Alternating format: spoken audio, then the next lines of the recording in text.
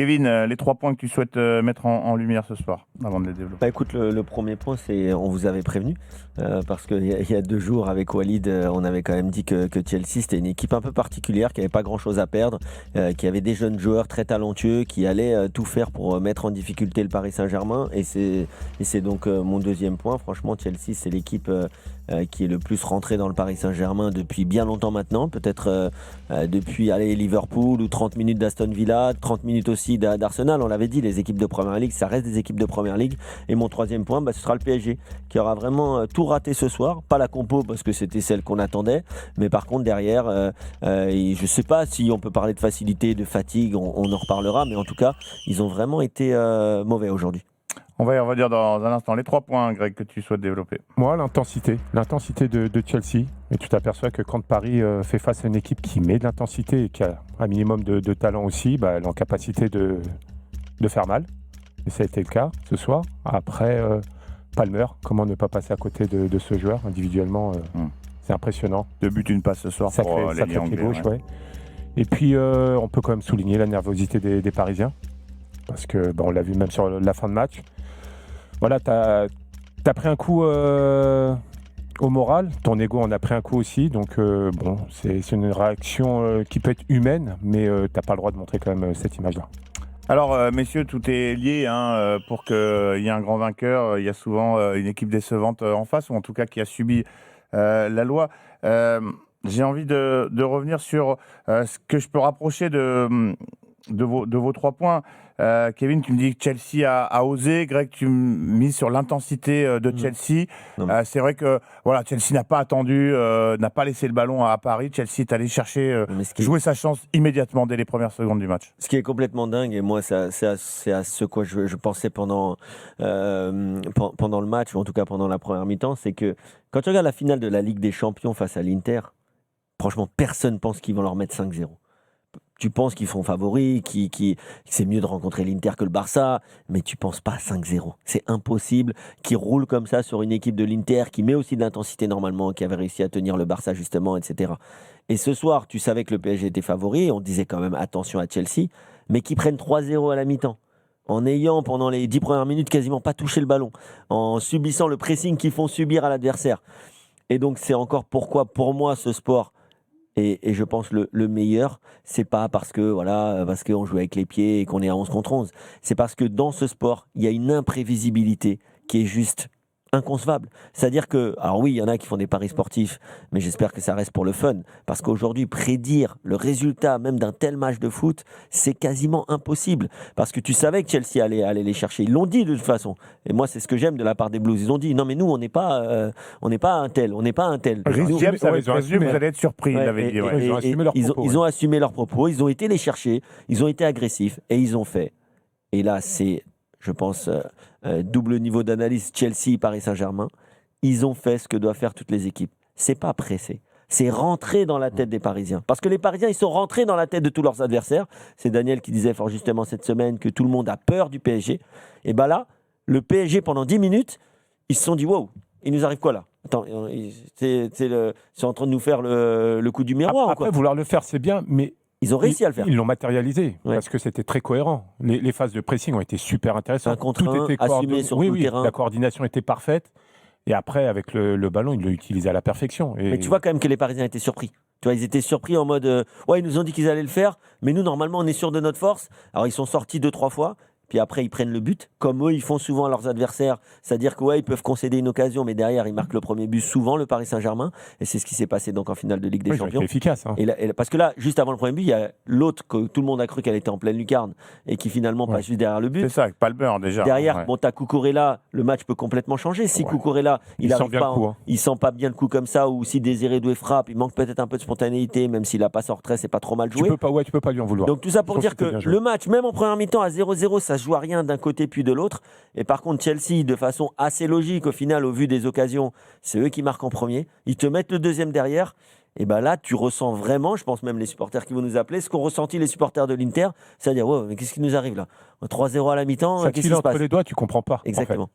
On accueillera des supporters parisiens qui ont fait le 32-16. Il y a Tépéry qui patiente d'ores et déjà. Mais j'ai envie de rapprocher deux autres des points que vous souhaitiez mettre en lumière. Kevin, tu nous as dit le PSG a tout raté. Greg, tu nous dis que tu voulais souligner la nervosité des Parisiens. Alors, qu'est-ce qui est lié? Est-ce que c'est la façon dont Chelsea a entamé la rencontre qui a provoqué ça chez les Parisiens? Parce qu'ils n'ont pas vu le ballon Non, c'est quasiment un tout. du premier quart d'heure de jeu. Ils ont été obligés d'allonger sur Hakimi. On n'a pas reconnu C'est le un tout, et PSG puis qu'on ça connaît. corrobore un peu les propos de Kevin. À partir du moment où tu leur rentres dans la tête, où tu vas les titiller, tu vas les chercher, après c'est comme n'importe quelle équipe.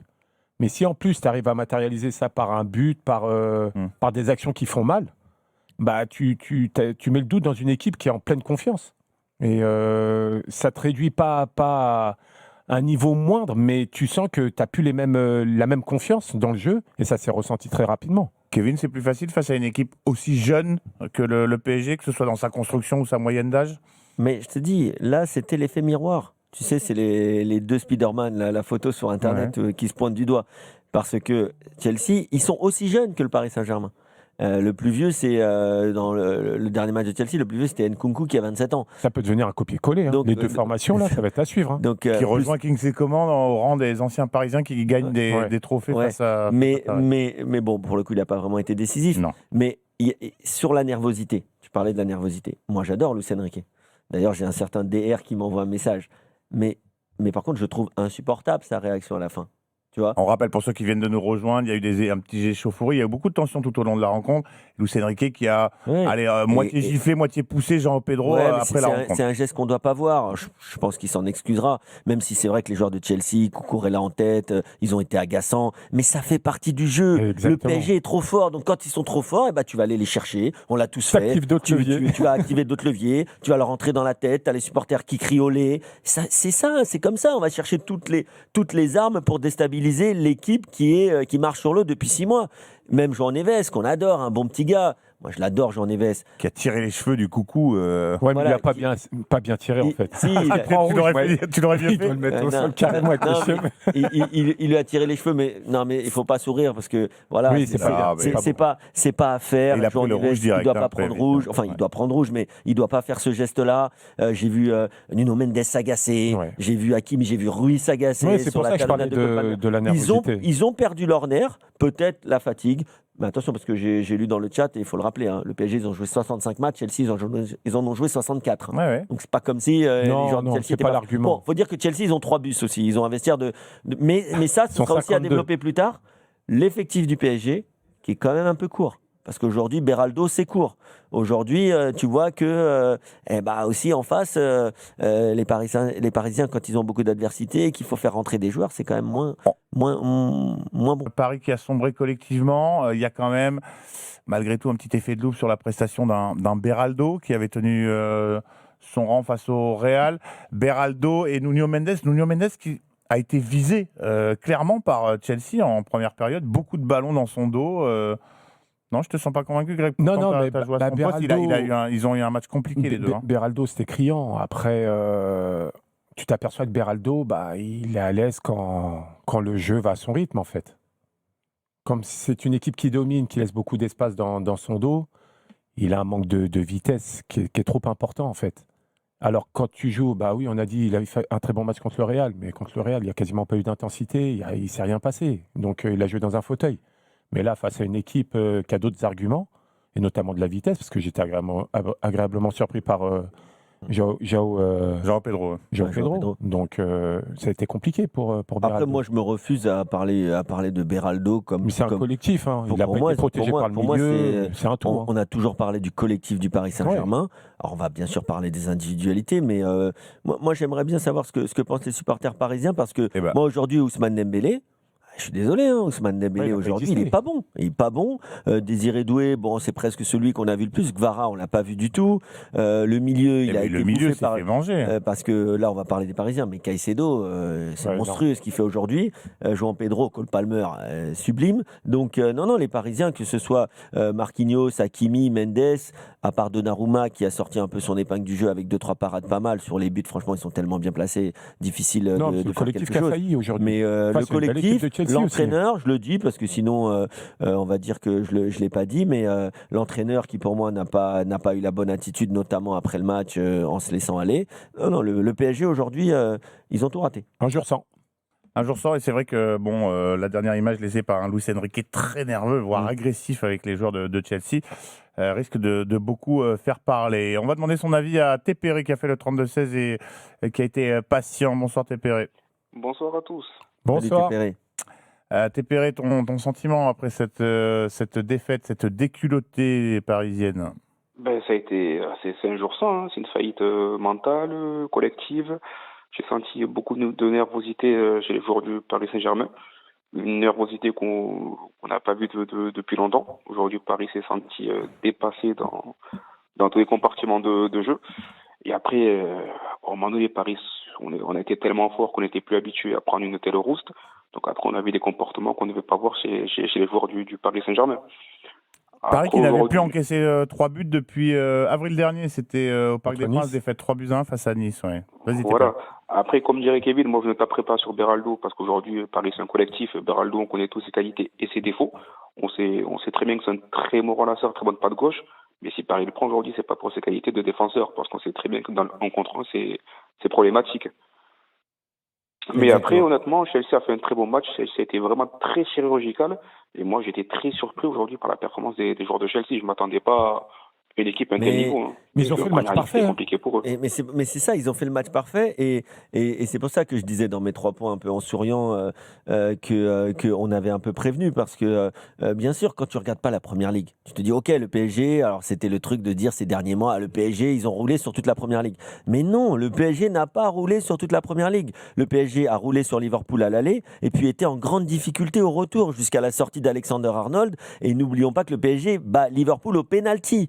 Ensuite, contre Aston Villa, à l'aller, ils sont meilleurs. Au retour, ils ont 30 minutes, ils sont à la rue totale. Et s'il n'y a pas un sauvetage sur la ligne, ils vont en prolongation. Et après, je demande à voir. Et encore, je ne comprends toujours pas pourquoi Unai Emery a sorti Marcus Rashford. Pareil, face à Arsenal, il marque très vite. Derrière, c'est plutôt équilibré. Et au retour, s'il n'y a pas des parades monumentales de Donnarumma, Arsenal, au minimum, ils égalisent sur l'ensemble des 2 matchs. Et après, advienne que pourra. Donc, une fois que tu as dit tout ça, je ne dis pas que le PSG mérite pas sa Ligue des Champions. Le PSG a été monstrueux, on ne revient pas là-dessus. Mais le PSG a aussi eu des périodes de difficulté face à ces équipes-là, mais avait soit marqué au bon moment, soit ne pas encaisser au bon moment. Là, tu es dans une difficulté, première demi-heure, 3-0, merci, au revoir. Cette défaite 3-0, c'est comme ça. Ouais, Greg Tépéré, cette défaite 3-0, vous êtes d'accord avec Kevin, c'est l'occasion de se dire qu'on a peut-être un petit peu trop vu Paris un peu trop beau quand même? Non, pas du tout. Non, parce pas qu'au trop moment beau, donné, On était obligé de les voir beaux. C'est exceptionnel ce faut qu'ils se ont rappeler fait. des faits quand même. Tépéré, vas-y. À un moment donné, tu vois, il fallait bien s'attendre à une défaite, mais bon, après, cette défaite tombe bien, parce qu'il y aura les vacances, il y aura également le mercato d'été pour peaufiner l'effectif, et après, on voit clairement qu'il y a des joueurs on voit clairement que dès qu'on fait rentrer quelques joueurs, après, c'est compliqué. Tandis que Chelsea, eux, l'avantage qu'ils ont, c'est que Chelsea peuvent aligner 3 équipes différentes, sans pour autant perdre en qualité. Cette défaite, Tépéré, elle peut presque... Je vais dire servir, parce qu'en vrai, la compétition à gagner, c'était la Ligue des Champions. Moi, je le répète, pour moi, la Coupe du Monde des clubs, ça reste la coupe Chamallow. En plein milieu de l'été, tu vas me sortir un truc sorti de nulle part. Bon, oui, pour faire de l'oseille, ok, on a compris. Mais donc, ils ont gagné la compétition, on l'enlèvera pas, magnifique. Peut-être que cette défaite en finale, ça va quand même aussi donner envie aux dirigeants de regarder quand même ce qui se passe aussi sur le banc de touche. Parce Ça va que, leur permettre de grandir, moi, je pense. Ouais, de grandir Notamment aussi. les attitudes, parce que Sur quand la ils vont gestion avoir des le match, émotions. exactement. Ouais. Je pense qu'avec Mais ça, ils vont pour moi, il grandir faut au encore. moins 5 recrues supplémentaires à l'effectif du Paris Saint-Germain. Il faut une doublure à Hakimi, une doublure à Nuno Mendes. Il faut une doublure, il faut un vrai Il faut une numéro doublure 6, parce qu'aujourd'hui, centrale. on n'a que des petits gabarits. Une doublure Il faut vraiment centrale. quelqu'un qui en impose par l'impact physique. Après, il faut également une doublure également sur les ailes. Il faut au moins 5 joueurs. Ouais, non, mais c'est sûr, il faut des joueurs pour le Paris Saint-Germain, parce que, mais attention, quand tu vas faire rentrer des joueurs dans un effectif qui se connaît, où il y a une bonne ambiance, attention, ça Faut va être bon ramener dans les choix. plus de concurrence, Ouais. et c'est là que ça va être dur aussi de se réinventer pour Luis Enrique, mais je pense qu'il est prêt. C'est peut-être ça le prochain défi, en effet, d'un Luis Enrique qui s'est appuyé sur un 11, aller sur un 12, si on inclut Barcola, mais avec un noyau de titulaires qui a très peu bougé. Merci beaucoup, Tépéré, d'être venu partager Salut, Tépéré. ton avis Salut. dans l'after. On va demander le sien à Bilal, qui a également fait le 32-16. Salut Bilal. Salut l'équipe. Salut Bilal. Alors, Salut. pas trop déçu par cette défaite, par cette prestation, j'ai envie de dire. La défaite, bon, il y a eu quand même, Greg et Kevin en parlaient, certaines attitudes qui dénotent peut-être d'un manque de maturation, de maturité de ce groupe parisien. Qu'est-ce que tu en as pensé? Moi, déjà, pour préciser, je suis supporter de Chelsea, donc je ne suis D'accord. pas supporter du PSG. Bon, Et, je vais ce soir alors. Bah, du coup, t'es content. Ça m'apprendra à lire mes fiches avant d'accueillir les auditeurs. Mais à contrario, est-ce que tu as été surpris? J'aurais du mal à te croire si tu me disais que bon, tu voyais une victoire aussi facile de Chelsea face à Paris ce soir. Voilà, exactement. En fait, moi, la prestation ne me surprend pas parce que j'ai déjà vu Chelsea jouer comme ça. Et on sait qu'on est en mesure de faire ce genre de prestation, notamment face aux équipes qui ont la possession et qui dominent. Et donc, on arrive un peu à les tuer carrément avec des transitions rapides comme on l'a pu voir. Mais le résultat en soi, les 3 buts et surtout la facilité, ça, je m'y attendais pas, bien sûr. Mais après, je me dis que ce qui est un peu, si je peux parler un peu du PSG, ce qui est un peu fait défaut, en fait, ce qui s'est passé à mon avis, c'est que le match de la demi-finale a un peu faussé la lecture. Donc voilà, tout le monde s'est dit ok, le PSG a gagné contre un Real Madrid, alors que on a très bien vu que c'était un Real Madrid en reconstruction qui proposait un jeu et surtout un pressing de club amateur. Hein. C'était pas voilà. Et donc tout le monde T'es pas gentil pour les clubs amateurs. Ouais. Parce que moi j'avais dit en claquette, Real Madrid en claquette dans ce studio. Voilà. Je me suis fait reprendre en disant non, Paris Non, les a piétinés. Non, en claquette, ça voudrait dire que le Real ne voulait pas le faire. C'est Bon, pas on que les le a Real mis très loin du ballon. Ils l'ont mal quand fait, même ils très c'est loin pas du qu'ils ballon. voulaient le Ils ont faire, fait mais un ils n'ont très pas mauvais réussi. match. Ouais. Ils savaient pas faire. On voyait clairement. Hein, ce sont des joueurs comme Mbappé et Vinicius qui n'ont jamais fait d'un pressing de leur vie. Là, il fallait commencer. Donc c'est une première. Voilà. Donc et ce qui s'est passé, c'est qu'il y a eu des raccourcis. Donc tout le monde commençait à dire donc le Real Madrid est forcément mieux que Chelsea. Donc on va gagner contre Chelsea facilement. Alors que j'ai appelé il y a 2-3 jours Oui, et j'ai j'étais là. dit que voilà, c'est une équipe qui propose un jeu en fait qui a beaucoup d'intensité. On l'a pu le voir hein, dans le milieu. C'était un combat féroce avec beaucoup d'engagement de la part des joueurs de Chelsea que je trouve était un engagement qui était à la loyale. Voilà, peut-être que certains, j'ai pu entendre un peu les commentateurs lors du match de parler d'engagement un peu excessif. Pour moi, non, c'est le jeu de la première ligue classique. Et surtout, pour moi, le plus grand point, c'est que Maresca a gagné contre Luis Enrique. Ouais. Parce que je trouve que le PSG n'a pas fait un mauvais match individuellement, c'était plus la tactique de Maresca, le placement de Maresca, la tactique qui a été mise en place, qui a pris le dessus sur la tactique qui a été mise en place. Pour le coup, Bilal, tu as raison, parce que, encore une fois, moi, on va pas me dire d'être dur avec Luis Enrique, hein, puisque je crois en lui et je crois toujours en lui pour la saison prochaine, il n'y a pas de souci. Mais aujourd'hui, il s'est fait avoir. Il s'est fait avoir sur 2-3 trucs. Son histoire de mettre Nuno Mendes un peu plus haut, de laisser Nuno Mendes partir, ou de laisser partir Hakimi. En fait, ils ont fait que ça. Non, mais c'est là que ça va être intéressant. Plonger dans le dos des latéraux. Dès qu'ils avaient le ballon, boum, plonger. Et en plus, ils ont Cole Palmer. On se disait quelle équipe sera capable de mettre en difficulté ce Paris Saint-Germain-là, en l'ayant étudié, etc. Pour l'instant, on n'a pas vu beaucoup d'équipes réussir à le faire, mais sur toute une rencontre, on a vu Chelsea très bien le réaliser. C'est vrai que surtout en première mi-temps, ils ont même réussi à trouver des joueurs entre les lignes. Ouais, mais il a le mot de la fin rapidement. Pardon, je me dis, comme ça a été dit avant que j'intervienne, le Liverpool au match retour, ils ont fait mal au PSG. Faut pas oublier ça, hein. Oui, donc, mais justement, Paris ne peut pas se retrancher derrière l'excuse de l'intensité que mettent les équipes de Première Ligue, tout cela. Non, mais il n'y a pas d'excuse. Aujourd'hui, ils sont tombés sur un plus fort. Ils ont été battus à la régulière. Exactement. Et vous le disiez, il y a une bataille tactique. On a vu que les latéraux étaient ciblés, notamment Nuno Mendes dans son dos. Ils sont tombés sur un os et, comme je l'ai dit tout à l'heure, je le répète, ils ont pris des buts à des moments clés. C'est-à-dire, voilà, tu ressortais un peu la tête de l'eau, boum, tu prends un but. Tu ressortais un peu la tête, boum, 2-0. 3-0, l'histoire elle est finie. Hein. Oui, tu peux faire une Roland Courbis avec l'OM face à Montpellier, mais là c'est pas le même niveau en face, c'est difficile. Cole Palmer, messieurs, il a été immense. Grand joueur de grand match, j'ai envie de vous dire. Il avait, on s'en souvient, inscrit le but anglais en finale de l'Euro. Il a été très bon en finale de Ligue Europa Conférence. Il a quand même, quand il est en forme, il a quand même un truc en plus. Là, on parle de la classe. On parle de la classe des très très grands, parce qu'il est jeune, le gars. Hein. Formé à Manchester City, je comprends toujours pas comment Manchester City l'a laissé partir. Ouais, on en parle un peu off. Je pense que voilà, il y a eu un choix. Il y avait Foden, il y avait encore Riyad Mahrez. Ouais. Et il s'est dit, j'ai besoin de jouer et je Mais pars, quoi. il a expliqué tout récemment qu'il avait demandé à City d'être prêté dans un club en Première Ligue. Et City lui a dit, soit tu restes, soit tu pars définitivement. Ils ont refusé de le prêter. Bon, Il ça, a dit, c'est une bon, faute dans ce cas-là. professionnelle, alors. Ouais. Ouais. Ouais, celui qui a décidé ça, c'était pas son meilleur Ouais, choix. c'était un fatigué, ouais. Non, mais moi, honnêtement, alors on l'avait vu débuter avec City, mais je vais pas mentir, je ne pensais pas du tout qu'il avait ce talent Ouais. incroyable. Et en plus, j'aime beaucoup sa célébration, tu sais, avec la clim, là, parce qu'il est vraiment, c'est un tueur. Ouais, mais oui, il prend du recul, lui. Ouais.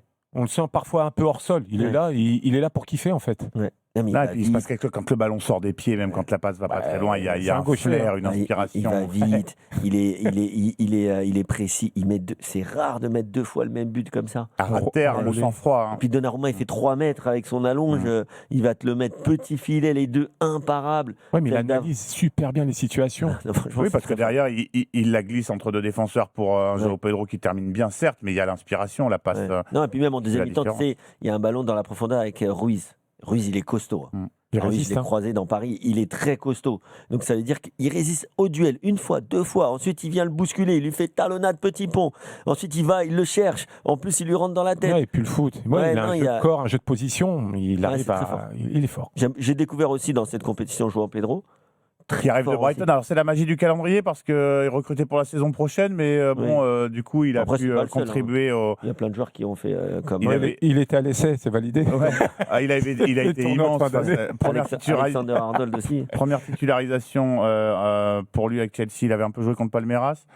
Titularisation contre Fluminense, doublé, Ouais. 2 buts C'est dommage que exceptionnels. Paris n'ait pas fait Zabarni pour la Coupe du Monde. Ouais, Ça aurait été intéressant de le voir. mais là, le piqué qu'il met sur Donnarumma, il est exceptionnel. Oui, parce que c'est un finisseur, mais pas que, parce que c'est un mec qui participe à la construction Ouais, non, du très jeu, bon qui joueur. est Mais très, sur très intéressant. le pseudo but de Mm. Palmer que l'on croyait. Ouais, la Celui- talonnade. La talonnade. Ouais. Il sent le jeu à la perfection. hein. Et il y a déjà une belle Puis- connexion entre Palmer et João Pedro. Et puis pour C'est quand finir, même c'est quand même un petit peu mieux que Nicolas Jackson qui avait fait Mais la à saison. suivre. Après, il va falloir être constant Ouais. dans la perf. Hein. Après pour finir sur Chelsea, mais que ce soit Reece James, mais surtout Caicedo. Caicedo, il a fait un match. Alors, il aurait pu prendre un rouge. Mais même aujourd'hui. Enzo Parce qu'il prend un jeune assez Fernandez. tôt. Ouais. Ouais. Moi, Même Enzo, mais bon, Enzo, on connaît on un connaît. peu en France, mais c'est vrai que Caicedo, oh là là, c'est énorme, c'est agressif, c'est technique.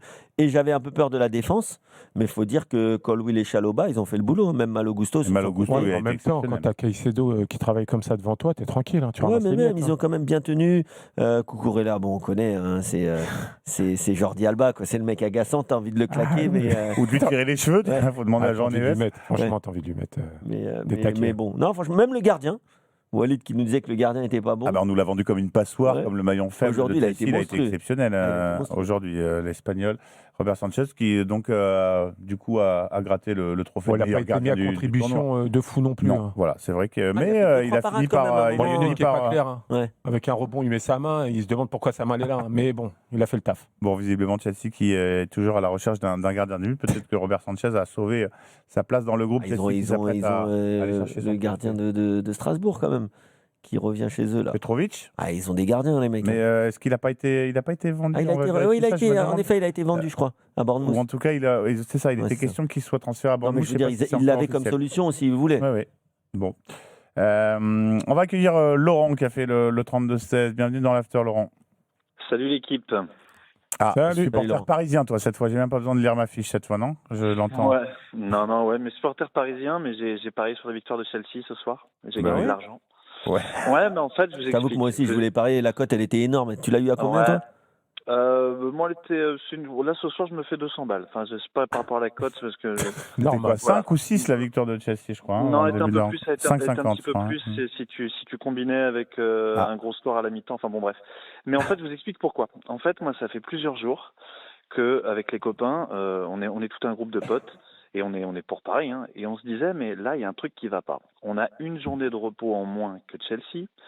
Nous, on s'est tapé du Atlético Madrid, du Real Madrid, du Bayern. On a dû sortir les tripes pour y aller alors qu'on est en fin de saison, qu'on est épuisé.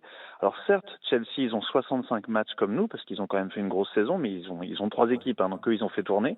Mais Chelsea, pendant que nous, on se tapait les équipes que je vous ai citées, ils étaient sur du Fluminense, du Palmeiras, du Los Angeles, du Benfica qui a fait une saison pourrie au Portugal.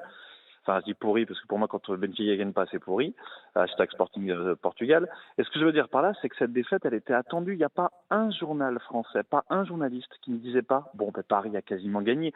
On a fêté cette victoire avant tout. Et je me disais, mais c'est évident que Paris va perdre. Ils sont crevés. Chelsea vont arriver comme des morts de faim. Et je n'avais pas du tout envie que Paris perde. Je n'avais pas du tout envie. Mais là, ce soir, je ne suis absolument pas surpris. Les 9 premières minutes, je suis devant ma téloche et on s'envoie des messages avec les copains et je me dis ok, et on s'est tous à se dire ok, là on est en plein dans ce qu'on avait dit, on a des morts de faim face à nous. Nous, on a une équipe qui est fatiguée, on a une équipe qui ne peut pas tourner parce que cette défaite de ce Attention, soir. il a fait quand même tourner cette saison, Luis Enrique. Ouais. On peut pas dire ça alors qu'il y a quelques jours, tout le monde louait quand même le turnover de Luis Enrique, qu'il a fait tourner en Ligue 1, il a donné des jours de repos. De toi à moi, quand tu fais tourner, excuse-moi, mais quand tu fais tourner face à Angers ou face à Saint-Etienne, c'est facile. On n'a pas les joueurs pour tourner. Là, ce que ça montre ce soir, mais on le savait, c'est qu'on a besoin d'un banc. C'est pas en ayant du Kangin Lee, en ayant j'aime bien Mayoulou, mais il faut le laisser grandir. On n'a pas de banc, en fait. Et là, j'espère que cette défaite va permettre à Paris de se dire, OK, si on veut rééditer une année exceptionnelle l'année prochaine, il va falloir que Enrique ne fasse pas une saison à 11 joueurs plus 1, quoi. Parce que clairement, c'est tout le temps la même équipe type. Depuis 3 mois, on est juste à se dire, OK, est-ce qu'il met Barcola ou est-ce qu'il met Doué ? Enfin, c'est la seule indécision qu'on a à chaque composition d'équipe. Et là, ce soir, on a face à nous une équipe qui, à chaque fois qu'il y a un joueur qui rentre, c'est du même niveau, du même acabit. Tu es à peu près d'accord avec nous pour le coup. Ah, mais totalement. Après, il y a des questions que je me pose. Je me dis, par exemple, est-ce que Laurent, je t'interromps 2 petites secondes. Rhys James va lever le trophée de champion du monde des clubs que Donald Trump en personne vient de lui remettre. Attention, Rhys James, c'est historique.